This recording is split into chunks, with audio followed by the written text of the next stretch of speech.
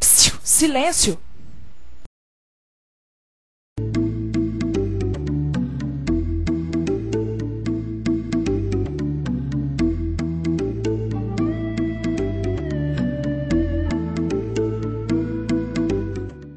Respira, inspira.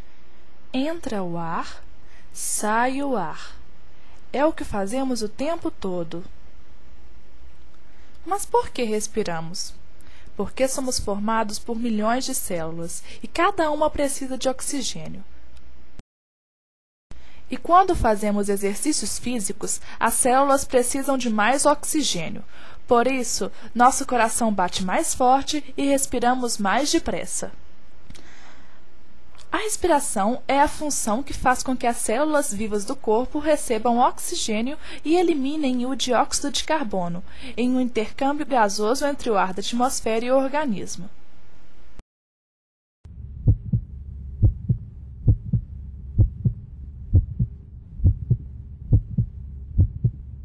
O sangue circula dentro dos vasos sanguíneos, levando o oxigênio a cada célula corporal.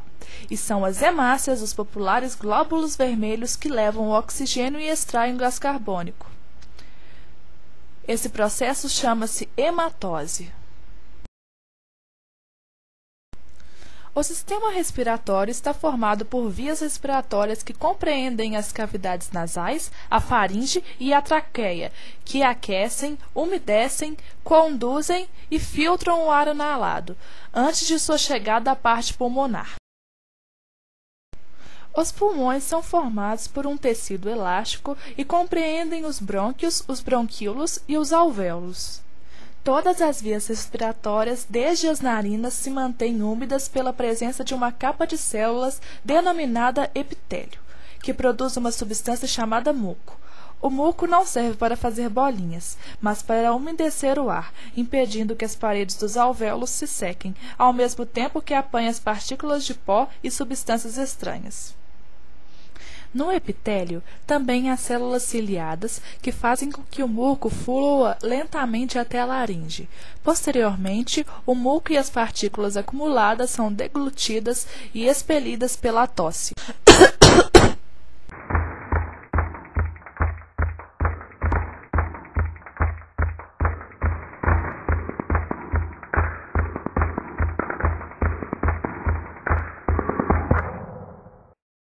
A respiração é uma função extremamente necessária. Ela começa no nariz. Dentro do nariz, há pelos que servem como filtro, já que o ar contém impurezas. E contra a sujeira, espirro nela. Tchim! O espirro serve para expulsar impurezas que vêm junto com o ar inspirado. Essa sujeira sai a mais de 160 km por hora. O ar também pode entrar pela boca, mas nesse caso não é filtrado. É por isso que dizem por aí, em boca fechada não entra mosquito. Para o ar, a boca deve ser como uma rua de mão única, só saída. Da boca ou do nariz, o ar passa por um grande túnel, onde está a glote, que permite que apenas o ar passe, barrando a passagem dos alimentos. Em seguida, vem a laringe, muito importante para a voz. Logo em seguida, vêm as cordas vocais, que regulam o ar quando falamos grosso ou fino. Abaixo está a traqueia. Como o nariz, a traqueia tem um filtro de pelos que impede a passagem de partículas indesejadas. No começo dos pulmões estão os brônquios e logo depois, em ramificações menores, os bronquíolos. Os brônquios e bronquíolos levam o ar por caminhos cada vez mais estreitos. Em caso de bronquite, os brônquios inflamam e os caminhos ficam ainda mais estreitos, causando falta de ar.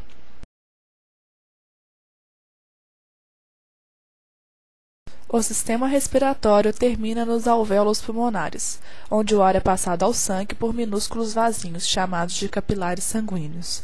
O sangue será bombeado e passará por todas as células do corpo, levando o ar pelas hemácias. Pensa que demora? Que nada! Isso acontece muitas vezes por minuto. É nos alvéolos pulmonares também que chega o sangue com dióxido de carbono que foi rejeitado pelas células. Dos alvéolos, esse gás carbônico passará pelos bronquíolos, pelos brônquios, pela traqueia, pelas cordas vocais, pela laringe, pela glote e, finalmente, pela boca e cavidades nasais. Isso quer dizer que nossas palavras estão cheias de significados e de gás carbônico. A peça central do movimento da respiração é o diafragma. Ele fica logo abaixo da caixa torácica. Para o ar entrar, ele abaixa e empurra o estômago. Para o ar sair, ele contrai e empurra para cima. Ou seja, o diafragma é o músculo que controla o movimento da respiração. E o que é o soluço? Às vezes, quando comemos, engolimos ar junto.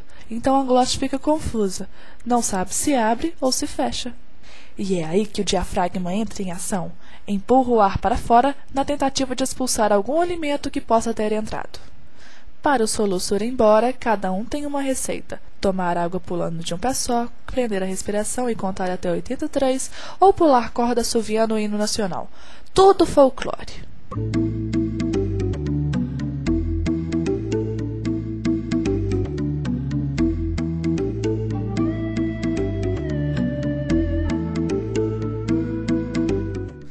A asma é uma doença inflamatória crônica das vias aéreas.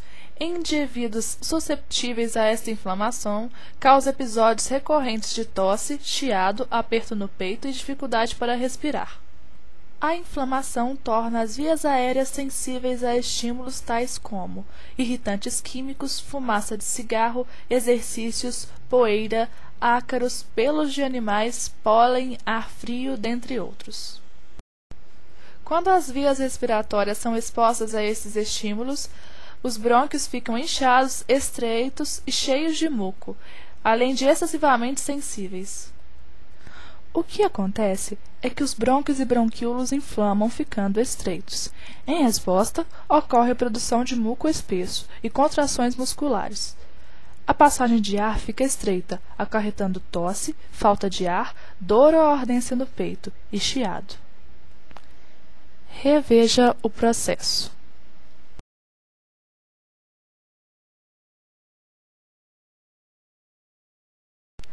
Para se tratar a asma, a pessoa deve ter certos cuidados com o ambiente, principalmente na sua casa e no trabalho. Junto, deverá usar medicações e manter consultas médicas regulares. Duas classes de medicamentos têm sido utilizadas para tratar a asma. Uma delas são os corticoides inalatórios, atualmente a melhor conduta para se combater a inflamação, sendo utilizadas em quase todos os asmáticos. Outra classe de medicamentos são os broncodilatadores.